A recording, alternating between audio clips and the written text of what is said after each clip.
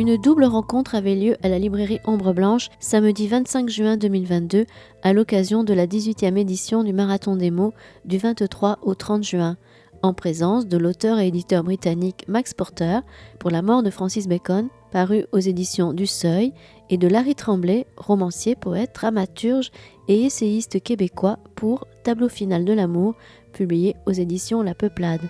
Bonne écoute.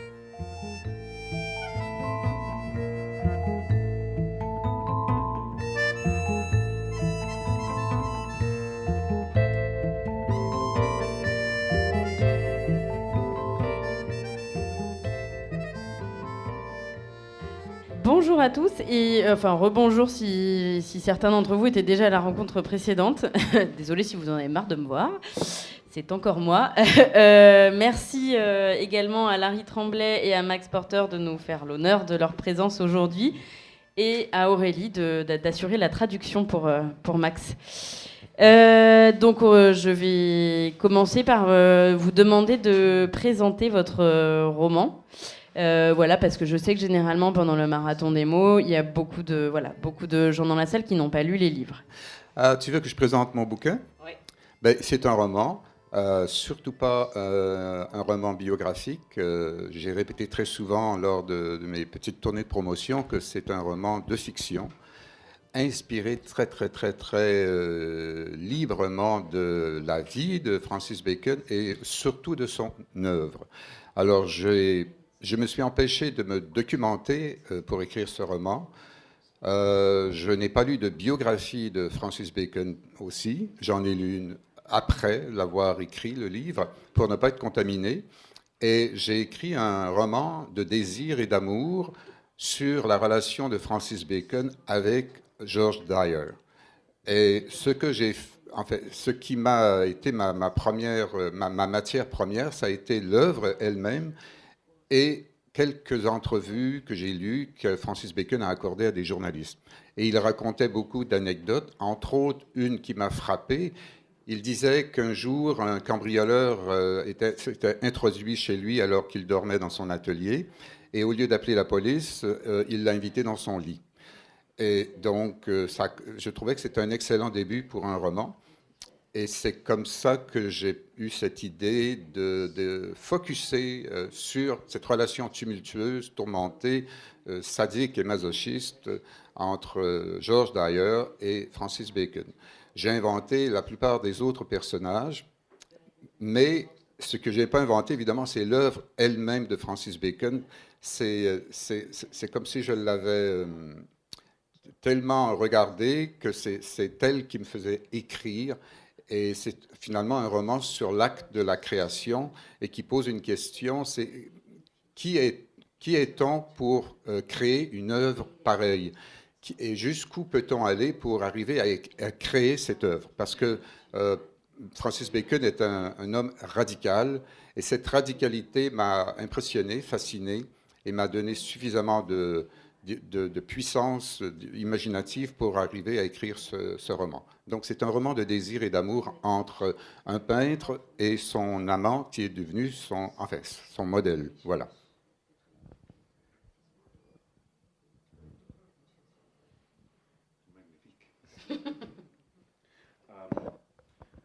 My intention was similar in as much as I wanted to move beyond the biography, but also move beyond what I consider to be the kind of tyranny of art history and visual analysis.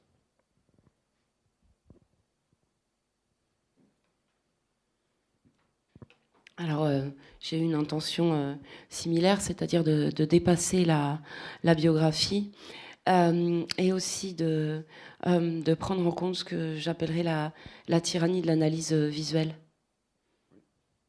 So my first, the book is 7 imaginary paintings by Bacon on his deathbed as he lies dying in Madrid in 1992. He is in a conversation with his nurse, Mercedes, and she challenges him to tell stories and to listen to stories of famous people from history, other painters, the history of Western art, images, and what he creates in response is a kind of fractured prose poem on the surface of these imaginary paintings, which is my attempt to try and make the language behave as paint, as pure mark. So sometimes the language is blurred, smudged. Overall, it's an attempt to get beyond the literal, beyond the illustration. Merci. Merci.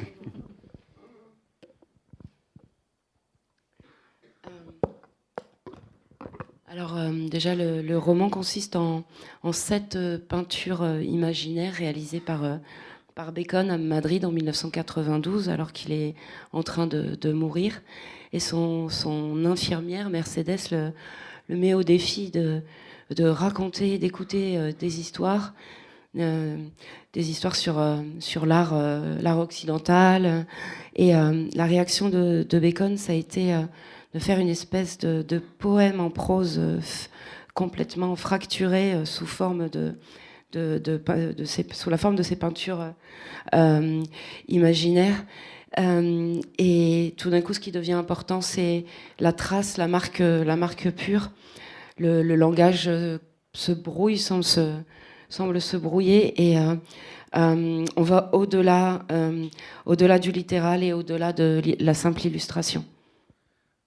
And like Larry, the key for me is how can fiction be a good tool to move beyond the illustrative into the sensory mode, pure feeling, and what would that be like? A bombardment of the senses. When you look at a painted image, it's not just what is represented, it's the institution, it's the time, it's the atmosphere, the psychosexual, political environment in which you confront the image. It is busy on the surface, and I want to restore that busyness, and fiction seemed to me to be the tool.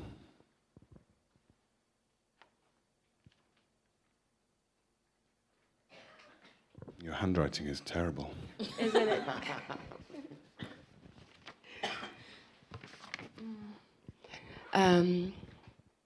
Je dirais que, tout comme Larry, la clé, c'est de savoir comment et en quoi un roman et en quoi la fiction peuvent être des outils qui nous permettent de traverser le monde sensoriel.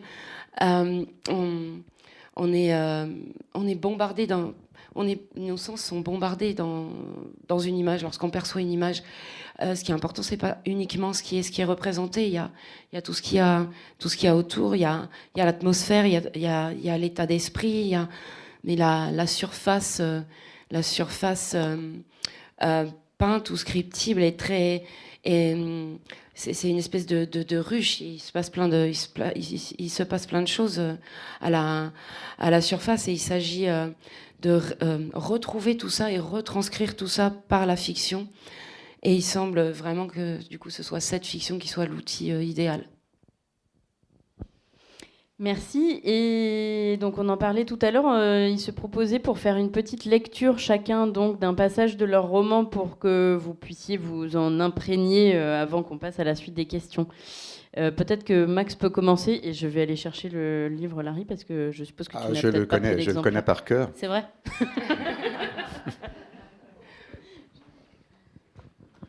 So I read while she gets Larry's book. I also would say that the love story, as Bacon lies dying, he contemplates the theme of your novel, George Dyer, the love of his life, this violent, extraordinary relationship that turned from pain into art, and the many other people he lost. And so my novel is a deathbed elegy for lost love.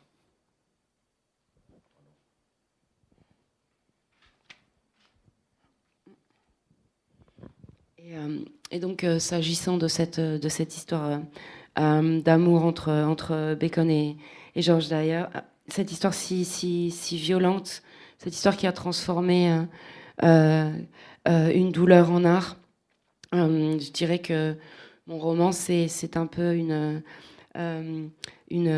élégie sur un lit de mort pour cette histoire d'amour perdu.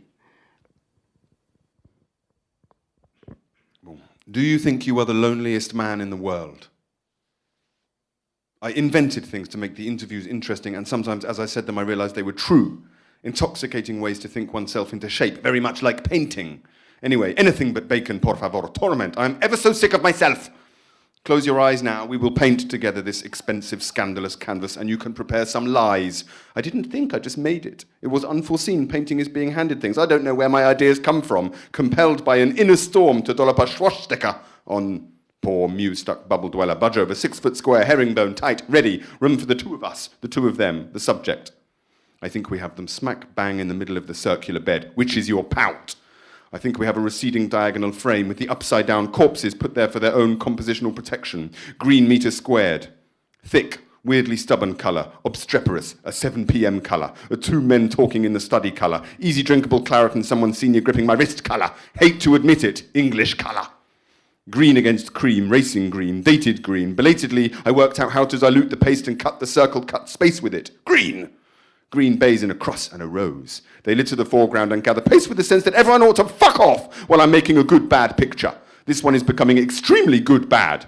I won't eat for a while. I will smoke 2 packs of cigarettes and get this right.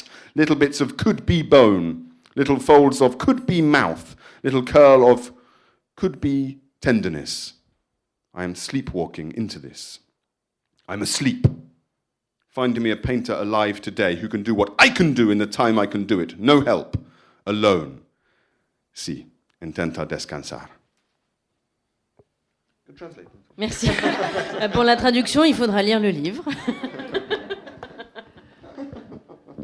No, I like the way you spit it out. These are not gentle paintings. No, I know. Okay, I will do the same. No. En français, cette No. fois. Yeah. So, I was speaking in English. Je vais vous lire le début.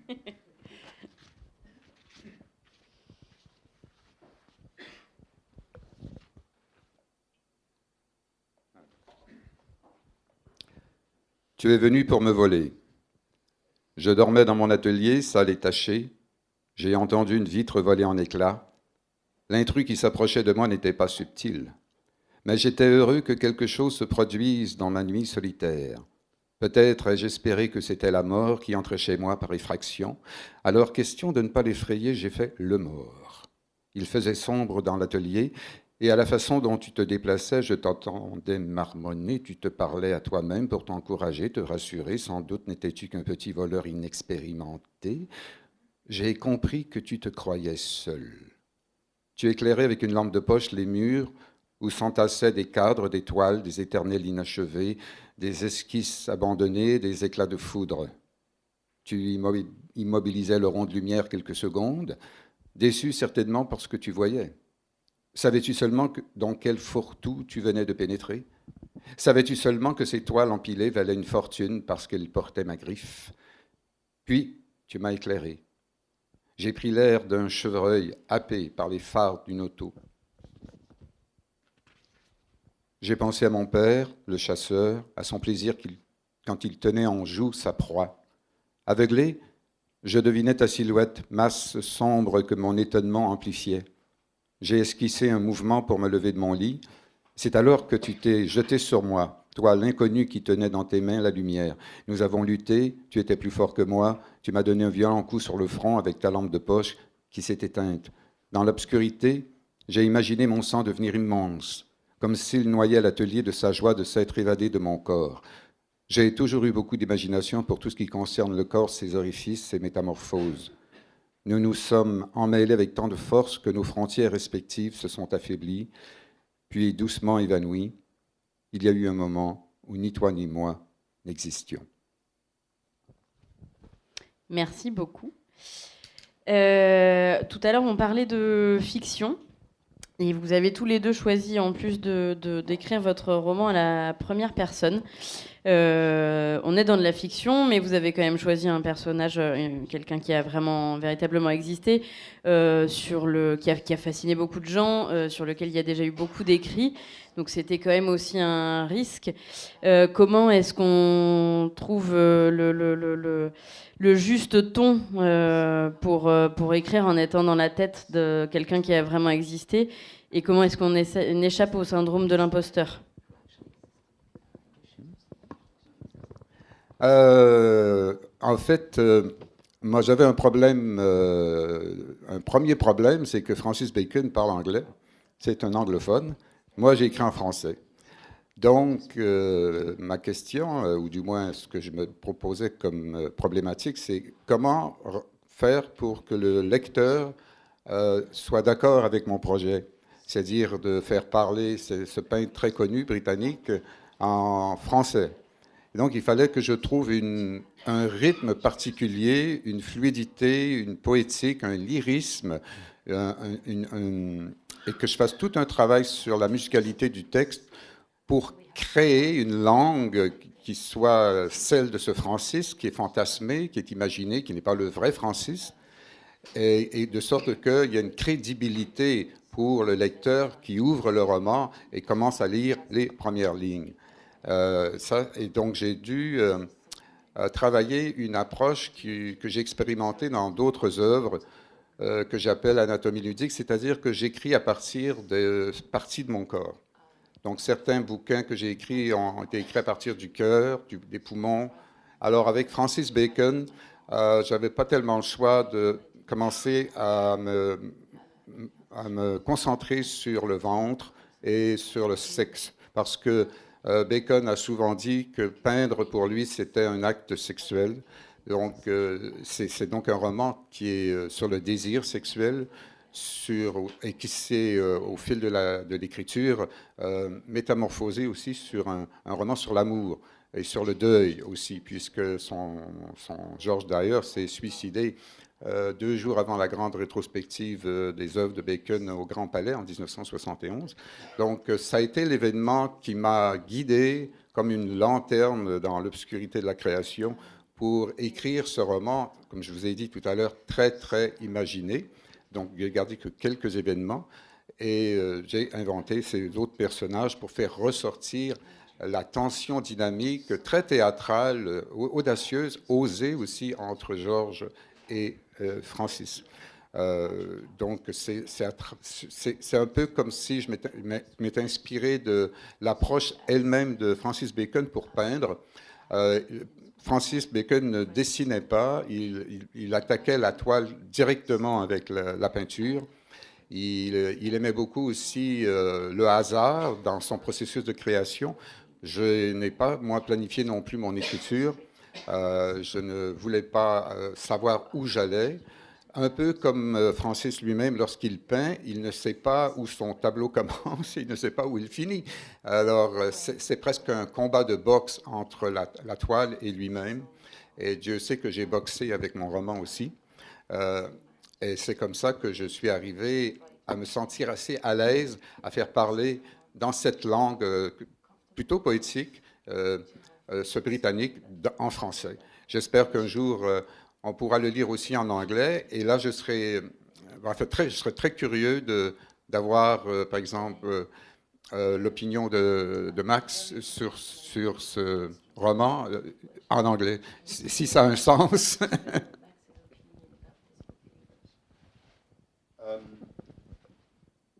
Exactement. Moi aussi. Same answer. Same.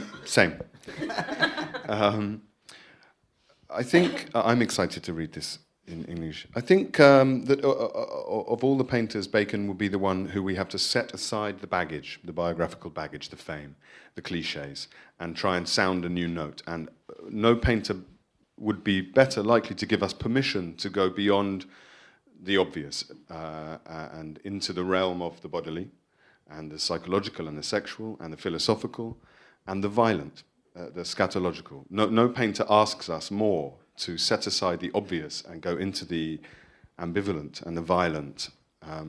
So my first problem was, given that language is not paint, how do I paint with language? Désolé.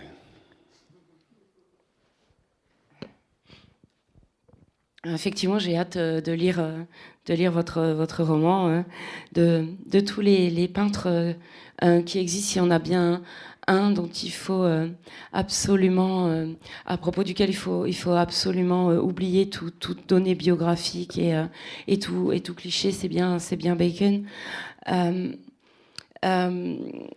Et effectivement, il n'y a aucun autre peintre qui nous amène plus légitimement et plus facilement à dépasser les évidences, à entrer dans le royaume du physiologique, du physique, du corporel, du violent, du sexuel, voire du scatologique. Et moi, mon tout premier problème, ça a été, étant donné que la langue n'est pas un tube de peinture, comment est-ce que moi je pouvais peindre avec la langue? So literally, how does one do this? As he would, I looked at the paintings, and so there is a face. You think it's a face; it's a representation of a face, but then it is literally smeared with a rag and destroyed. Half the face is gone. So I write half an encounter between a character, and then I don't give you the other half. I remove it. I cut it out, literally cut. And then at other times there is a quotation. With Bacon is all the time Hitler. Velázquez, Caravaggio, Ingres, all the time busy with the history of Western art and photography and the Holocaust and trauma and Soho and cigarettes and and I take them and then I destroy them. As he looked hard, his paintings are solutions to the problem of violence, of representation. So, like as Deleuze, the great writer on Bacon is still Gilles Deleuze, because the question is, how do you move beyond how do you capture on the surface the oblique and the ruptured and the torn? So I did it as best as I could with language.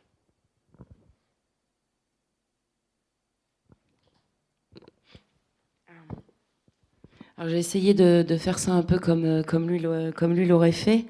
Par exemple, il y a une peinture, on semble comme voir un visage, et puis en fait, ce visage se dérobe, il semble couler, se transformer en lambeaux, et il y a comme plus de visage du tout. C'est un petit peu ce que j'essaie de reproduire aussi dans mon écriture. Puisque ce visage disparaît, moi je vais arracher la moitié de ce que j'ai écrit littéralement, et puis je vais faire pulluler toutes sortes de citations pour reproduire l'esprit très foisonnant de Bacon. Alors des références à Hitler, puis tout d'un coup au Caravage, et puis sur tout l'art occidental, la photographie, sur les traumas, la cigarette, etc. Et tout ça, je le prends et je le détruis. Et en fait, la peinture, et sa peinture, c'est aussi une solution, c'est la solution face à cette violence. C'est un peu ce que disait aussi Deleuze d'ailleurs, qui a écrit des choses magnifiques sur Bacon. C'est cette surface, le problème, tout le paradoxe de cette surface, c'est comment y reproduire des obliques, des tangentes, du déchiré. Et moi, j'ai aussi été confrontée à ces problèmes, et j'ai essayé de faire de mon mieux avec la langue. So I think what we share is the problem of the logic of sensation, of how to invent to get to the truth, to get at it. Past, for Bacon, always an image is shit. It's lazy. It's familiar. It's not yielding. It's not giving. And then, boosh, with the cut or the smear or the loss or the erasure, you're making progress. So when you decide not to have a realistic cast of characters, that's allowing you to tell the truth. And this is our aim. We are fiction writers in order to do this, I feel.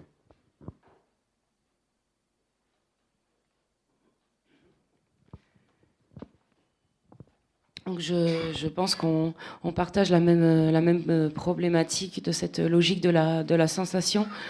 Il faut qu'on invente la manière de s'y atteler. Il faut mettre les mains dans la vérité. Il faut vraiment se remonter les manches et y aller pleinement, parce que pour Bacon, une image c'était tout, c'était rien, c'était merdique. Ça se comprenait, puis ça se comprenait pas, ça se laissait aller.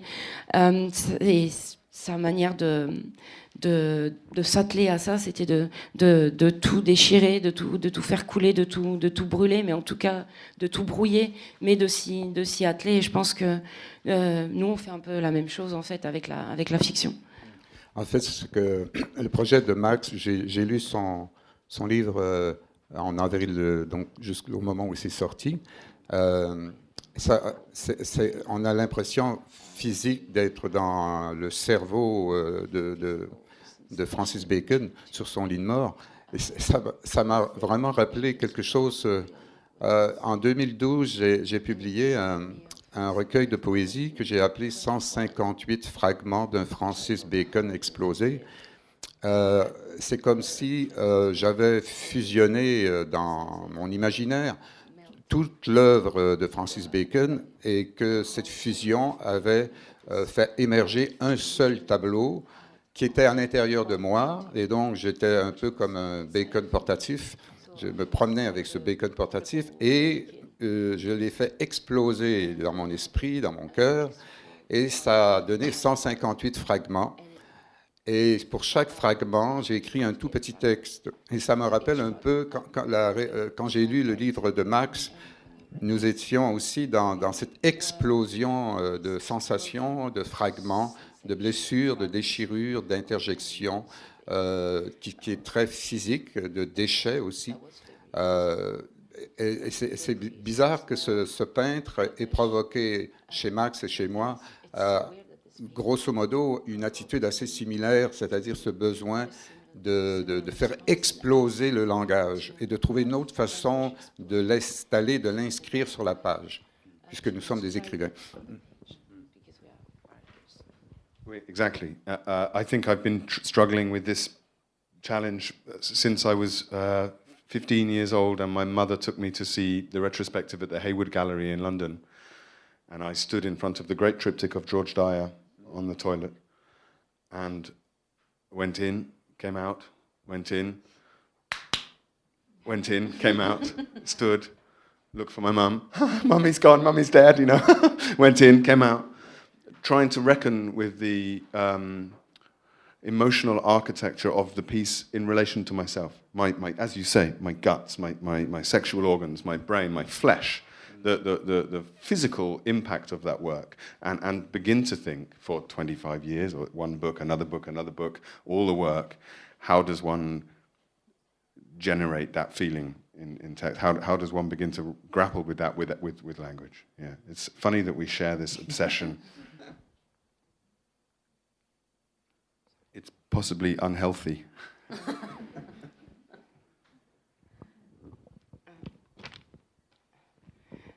C'est marrant qu'on soit confronté exactement au même défi, et c'est quelque chose que je subis depuis mes 15 ans à peu près, quand ma mère m'a emmené voir une rétrospective de Bacon, et je suis entrée, ressortie, assis, j'ai observé, je suis restée là, puis j'ai cherché ma mère était plus là, et puis j'ai dû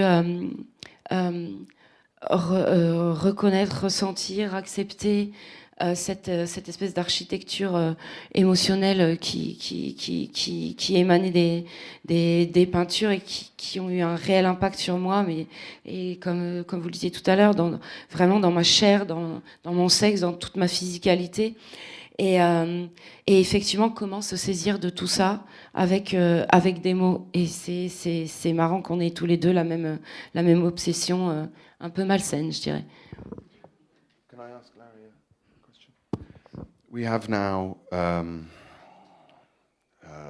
VR, virtual reality. We have Hollywood special effects. We have digital manipulation of photography. We have violence we could never imagine on our screens, in our pockets, the horrors of this world, the injustice and violence of this world.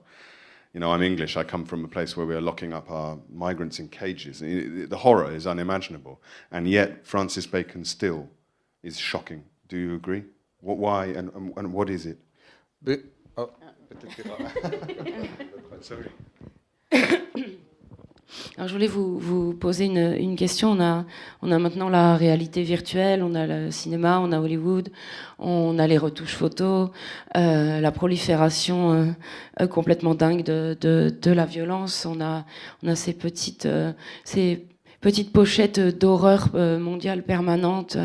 Moi, je suis britannique, on regarde des migrants dans des cages. Enfin, l'horreur est absolument partout. Et pourtant, je me pose une question.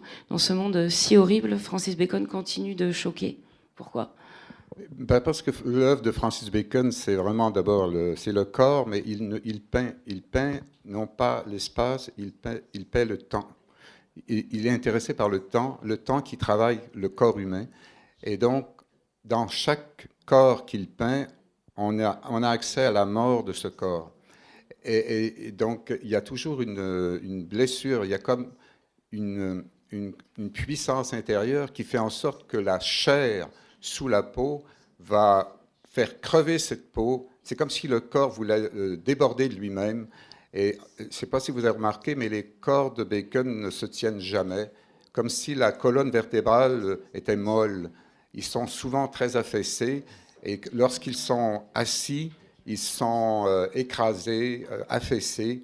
Il y a quelque chose qui est souvent en train de se révolter parce qu'il y a la mort à l'intérieur. Et je crois que Bacon a traversé les 2 guerres mondiales, et c'est le peintre de l'atrocité, c'est le peintre des abattoirs humains, c'est le peintre de la viande humaine.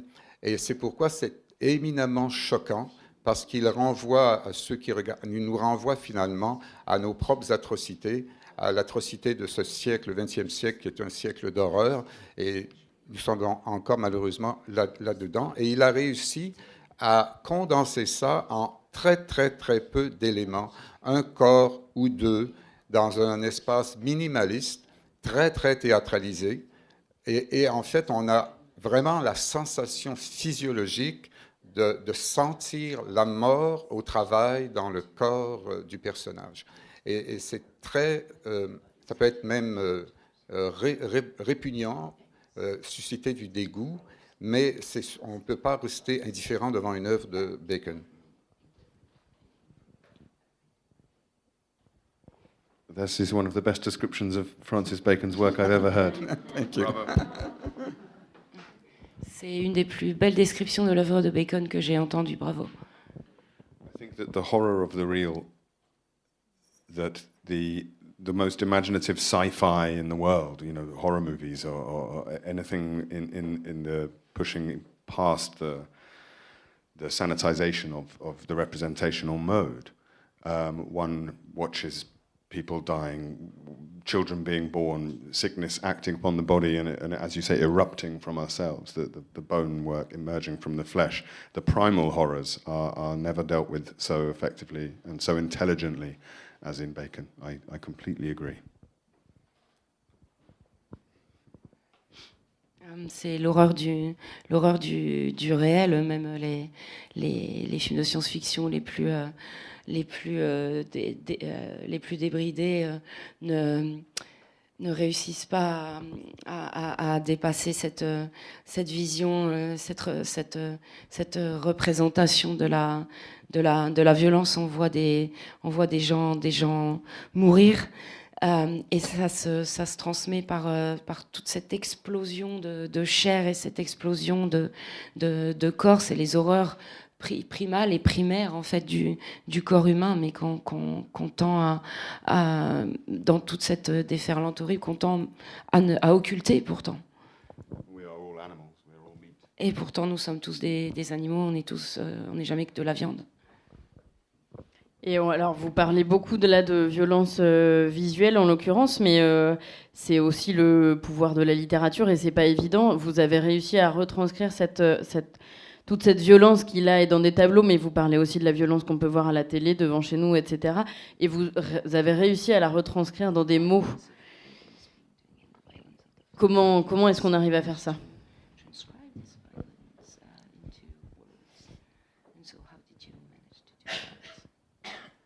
C'est une question un petit peu générale, très compliquée. Tu n'as pas honte, Kim, de nous poser une pareille question. Absolument pas. En fait, écrire, c'est jamais facile. Pour n'importe quel écrivain, c'est difficile. C'est un défi qu'on se donne. Le défi ici, peut-être pour Max et pour moi, c'était que Bacon est connu, on ne part pas de l'inconnu, même si j'ai dit tout à l'heure que j'ai imaginé presque 85% de cette histoire, n'empêche qu'il est là et que c'est son œuvre à l'intérieur de moi qui est mon pétrole, qui me fait bouger, qui me fait avancer. Je pense on est tous humains, même si nous sommes des animaux et c'est que nous sommes de la viande humaine, il y a toujours une transcendance. C'est-à-dire, chez Bacon, il y avait aussi ce désir de se dépasser perpétuellement. Il a détruit énormément de ses œuvres parce qu'il était un perpétuel insatisfait. Et je crois que si on est aussi soi-même fasciné par son œuvre, on est aussi quelque part radical. C'est-à-dire qu'on ressent cette radicalité en soi-même et écrire ou à partir de Bacon nous amène aussi à nous poser la question de la radicalité dans l'esthétique. Et aussi, bien sûr, raccorder l'esthétique à l'éthique. Au sens que lorsque j'écrivais ce roman, je me posais cette question éthique. Jusqu'où un artiste est-il prêt à aller pour créer son œuvre? Peut-il aller jusqu'au meurtre, jusqu'à l'assassinat, jusqu'au complot terroriste? Jusqu'où l'art peut-il aller? Et je pense que Bacon s'est posé la question et que tout artiste devrait, est en droit de se la poser aussi et de se donner une réponse qui est évidemment intime, personnelle. Donc, c'est très difficile, surtout dans le contexte actuel, de séparer esthétique et éthique. Alors, je n'ai pas répondu à ta question. Hein. On a bien vu que tu noyais le poisson comme jamais. Non, en fait, c'est pour exprimer la difficulté de répondre à ta question. Non, mais, et puis, je rebondis quand même juste sur cette histoire de radicalité, et c'est ce qui est, je trouve, fascinant dans vos deux livres, et de manière vraiment extrêmement différente, mais vous arrivez à rendre toute cette violence et cette radicalité, pas forcément par du champ lexical de la violence, mais par des procédés littéraires. Effectivement, je conçois que ce soit difficile à expliquer, c'est la tambouille interne d'un écrivain, voilà, mais on a toujours envie de savoir. We don't want easy questions, Kim. I think the transcendence, for me, was connected to the physical body in space and to the radical potential of the novel as a bodily form. That, unlike the screen, you sit with this for 5 hours alone. It is a thing you hold with your body. Your eyes move across the page. You are connected to it. It is made of the same materials. And in lockdown, I was in this tiny room with my children's bodies, the bodies of the sick and dying around the world, abstractly but also literally. And very much like Bacon's late Perspex, the interiors in which his characters are trapped, his figures are pinned.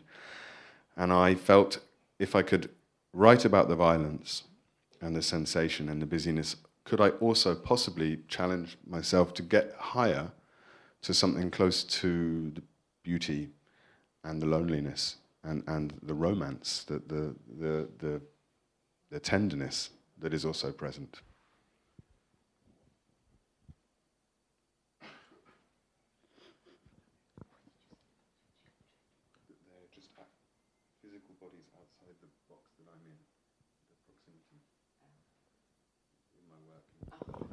Max dit qu'il a emprisonné ses enfants dans des cages. I'm sorry. Moi, je dirais que la transcendance est liée aussi à l'objet physique et à la physicalité de l'objet que vous allez tenir entre vos mains pendant 5 heures. Vos yeux vont se promener sur la page. Moi-même, quand j'écris, je suis dans une toute petite pièce et j'ai mes enfants qui sont littéralement empaquetés dans leur petit espace là allongé à côté de moi, et ça me fait un peu penser aux intérieurs tardifs de Bacon. Si vous voyez de quoi je veux parler. Et du coup, écrire sur cette violence, sur les sensations, sur le foisonnement de toutes ces sensations, c'est aussi un moyen d'accéder, d'aller encore plus haut, de se rapprocher d'une beauté, d'une forme de solitude, mais aussi une forme de tendresse malgré tout dans toute cette démarche. Because Bacon was, obsessed with Nietzsche and the Greek tragedies, as we know, and that out of something squalid, there is the potential for something higher, a higher plane of existence above the representational, and that it has to contain the flesh.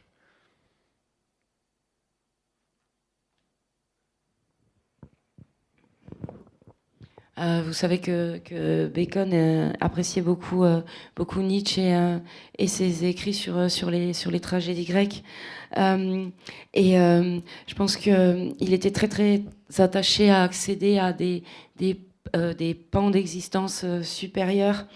Et c'était quelque chose qui, pour lui, devait forcément passer par la chair et devait contenir la chair. In your story of this simple love story between George and Francis, do you give them joy? Do you give them happiness together as lovers? Not very much. Est-ce que dans cette histoire d'amour toute simple entre Georges et Francis, est-ce que vous leur donnez un petit peu droit au bonheur? Non. Je me trahis, j'ai dit oui beaucoup. Not very much. Non, en fait, non, c'est une histoire, j'aime bien dire le mot tourmenté et tumultueux. C'est ça qui est fascinant aussi, c'est qu'il y a le désir sexuel qui est apparent, évident, puissant, comme un geyser, et qui est fusionné à la souffrance ou à la douleur physique. J'ai dit tout à l'heure que Bacon était masochiste, et j'essaie un peu de donner des clés dans le roman, pas vraiment des clés, mais d'expliquer aussi que cette douleur remonte à son enfance.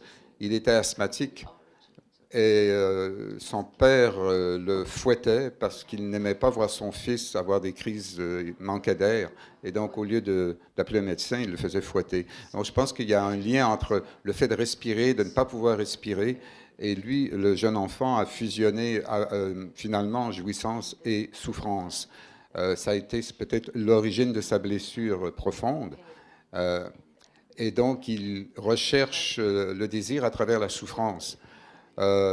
Ce qui est peut-être avoir aussi des liens avec certaines religions, parce qu'il y a beaucoup de religions qui mettent l'emphase sur la souffrance. Je ne suis pas évidemment d'accord avec ça. Je trouve qu'on a déjà assez de souffrance comme ça. Pourquoi s'en remettre avec des idéologies qui nous demandent de souffrir encore plus? Mais pour ce qui est de Bacon, c'est plutôt une question de désir sexuel. Dans ce roman, ce qui m'a surpris moi-même, parce que comme je ne planifie pas ce que j'écris, c'est qu'au départ, le roman s'appelait « Tableau final du désir ». Et l'écrivant, vers la fin, le désir a été finalement transformé en amour. Et c'est parce que, suite au suicide de George Dyer, Bacon, un peu malheureusement trop tard, a ressenti de l'amour pour lui, mais il était trop tard, il était mort. Et donc, c'est le deuil qui est devenu une expérience particulière, singulière, puissante chez Francis Bacon. Et moi, je me suis posé la question si le deuil allait permettre à Francis Bacon de changer sa vision du monde, donc de changer sa façon de peindre. Est-ce que la souffrance d'un deuil amène un artiste à aller ailleurs et peut-être à aller vers une autre forme de transcendance, et de sorte que l'esthétique va aussi bouger. Et c'est toujours très fascinant de voir une œuvre basée sur la souffrance, la violence, mais qui recèle en elle de la beauté. Et ça me sidère à chaque fois. On ne dit pas « Ah, quel beau tableau de Bacon », mais il y a quand même de la beauté dans cette puissance, dans cette violence. C'est très difficile à expliquer en mots, c'est parce que ce sont des sensations, c'est presque primaire. Si Bacon n'avait pas cette esthétique, ben, on dirait que c'est affreux, simplement affreux ce qu'il fait, et c'est tout, on n'en parlerait pas.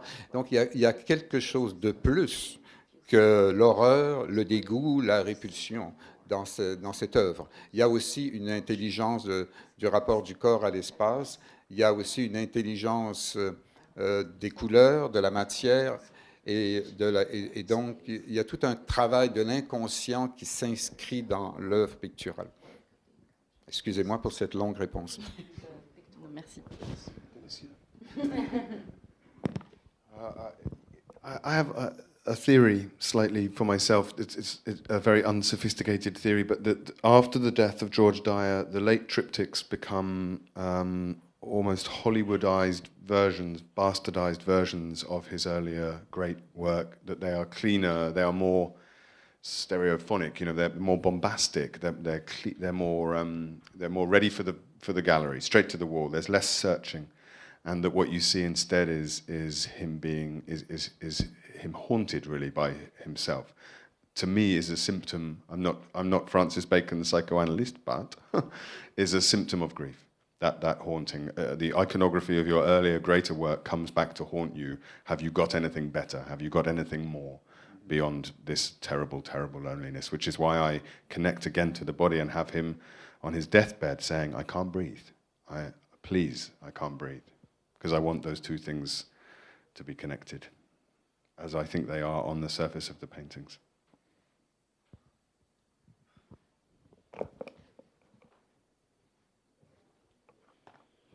Alors moi j'ai ma petite théorie toute pas très sophistiquée qui n'engage que moi, mais je dirais qu'au décès de George Dyer,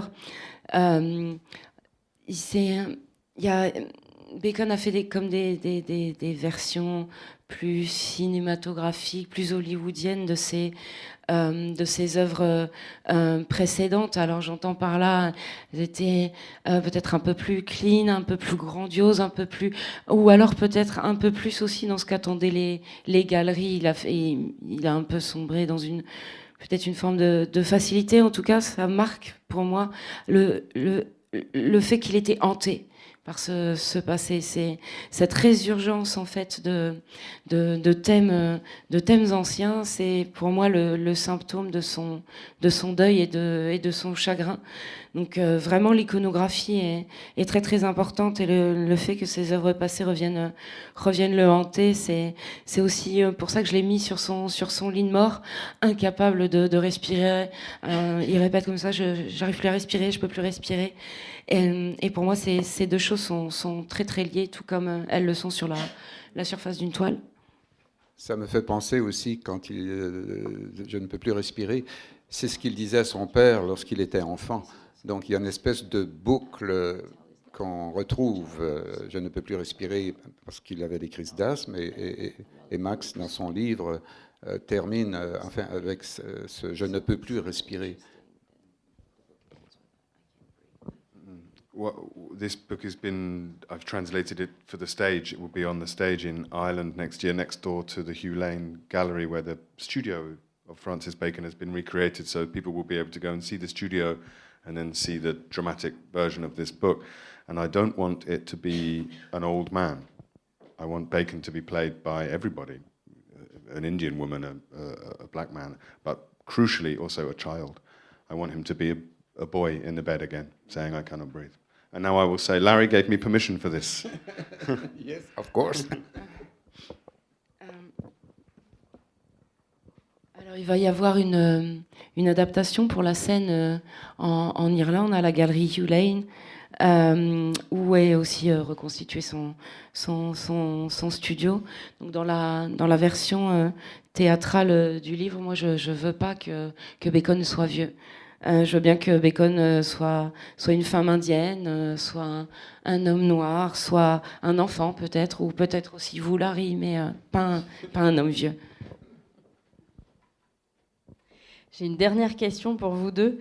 À vous entendre parler et aussi à lire vos romans, on a l'impression que vous êtes réellement habité par l'œuvre de Francis Bacon. Est-ce qu'une fois qu'on a écrit un livre sur lui, sur ses œuvres justement, est-ce qu'on continue d'avoir ces fantômes qui tournent autour, ou est-ce qu'on cesse d'être hanté par tout ça? Ben non, on ne cesse pas parce que, comme toi, Max, je suis en train de travailler à l'adaptation théâtrale et donc on va le produire dans un an pile, en mai prochain, à Montréal. Et puis il y a aussi peut-être un projet de film, donc je suis encore dans Bacon pour un certain nombre d'années. Bon, j'ai d'autres projets en parallèle, bien sûr, mais je vais rester. Mais de toute façon, ça fait 40 ans que je suis dans cet univers, Oui, c'est ça. avec d'autres, bien sûr, d'autres univers. Donc, non, ce n'est pas parce que j'ai écrit ce roman que je vais cesser de béconnier. L'écriture ne met pas forcément à distance des obsessions qu'on peut avoir. C'était ça aussi ma question. Merci de répondre à ma place. Non, c'était une autre façon de la formuler. Hein. C'était pas une réponse. Je pense qu'on va beaucoup s'amuser ensemble. I feel like it's exciting about the film. I feel like I have discovered that hauntology, ghostology. I want to be haunted. I feel like the dead are on my shoulder all the time. My dead, but also the history of humanity, and I welcome it. I want ideas and the breadth and depth of the way people thought in the past in me. We are encouraged in the present to live in a very narrow channel, moral, spiritual channel, tiny, and we police each other's behavior. And the past has this wealth, and so if I can have someone like Francis Bacon with me, good, and to grow and learn and have my obsession change shape, then fantastic. I hope I never stop, and I want not just Bacon. I want all of them in a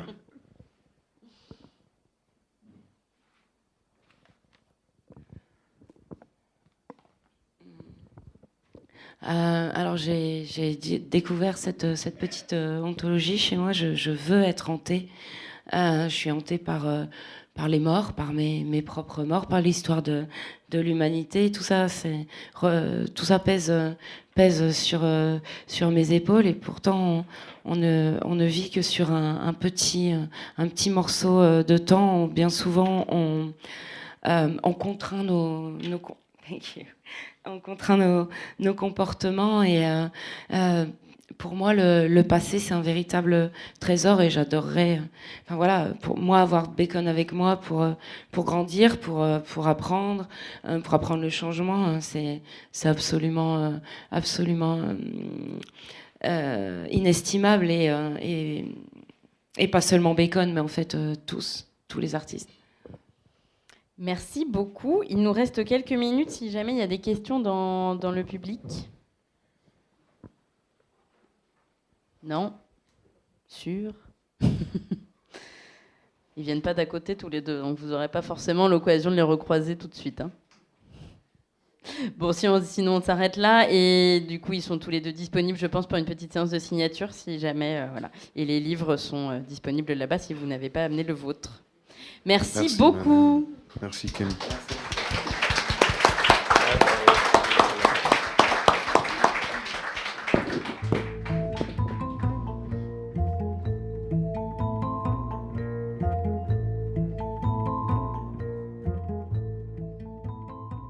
C'était Max Porter, auteur de La mort de Francis Bacon, édition du Seuil, et Larry Tremblay, auteur de Tableau final de l'amour, édition La Peuplade, lors d'une rencontre croisée enregistrée à la librairie Ombre Blanche à Toulouse pendant la dernière édition du Marathon des mots. Max Porter a aussi fait paraître La douleur porte un costume de plume, et Larry Tremblay est l'auteur d'une trentaine d'ouvrages, parmi lesquels L'Orangerie, qui a remporté de nombreux prix au Québec et en France. Réalisation et mise en onde de la rencontre, Radio Radio.